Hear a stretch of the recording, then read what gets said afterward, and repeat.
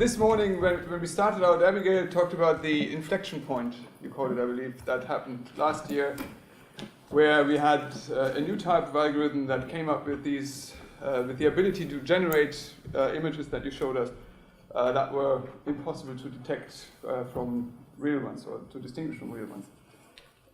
That to me brought back the question, what's new? Because you started with the answer, you said that's new, we haven't had that. If you look back at the history of the ethics of computing, 1950, Norbert Wiener wrote The Human Use of Human Beings, where he discussed a lot of the ethical issues that are now being discussed with regards to AI, including replacement of work, including autonomy of machines, killing machines. All of that was discussed, what is it now, 70 years ago? So when listening to the various conversations or presentations today, I was thinking about, well, what is it? What's new? What's not new? And because I think that's an important question to ask if we want to see whether we find ways of intervening now that are required, that maybe have to be novel, or maybe we can learn from the past and use things that are already there. Looking through the various presentations today, we had a number of relatively high-level views on what's happening, what should be happening. So Lord Tim clearly was the example from the UK policy. Where does policy think we stand with regards to AI? What needs to be done? What are the issues? There's an ethical framework that they're developing. But we also heard a lot of talks or references to things that are much more granular on the ground. So responsible AI, what does it look like? How does it get into education? How does it get implemented? And to me, there's the question of how do we move from this sort of the high-level question to the low-level, the implementation.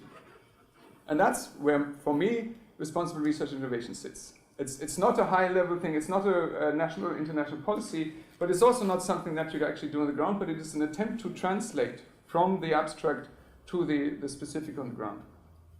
That's what I find attractive about responsible research and innovation, and that's what I think its role can be and I think should be if we want to make sure that the benefits of technologies such as AI or any other ICTs or any other technologies can be realized.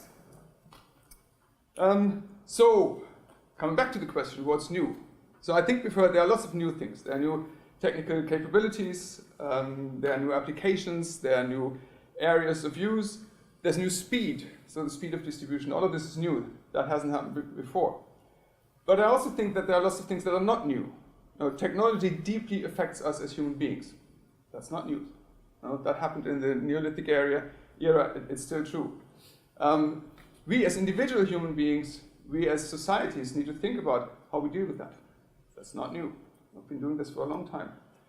And in order to do that, in order as societies to come up with ways of dealing with technology, we need to think about what is the world we want to live in? What is the society we want to live in? What are the power structures we find acceptable? How do we organize our societies?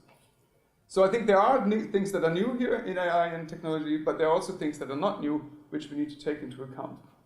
Now, and one thing that I believe, in my understanding of the history of ethics of computing, is relatively novel, is a novel emphasis on institutions and organizations that help to translate from the abstract to the concrete.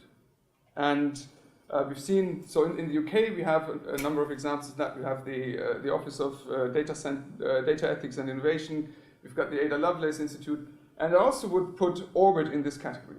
I think Orbit is one of those new institutions that can help translate the abstract ideas of democracy, of what we find the good life, into the concrete practice of what do we teach a programmer and how can they do that.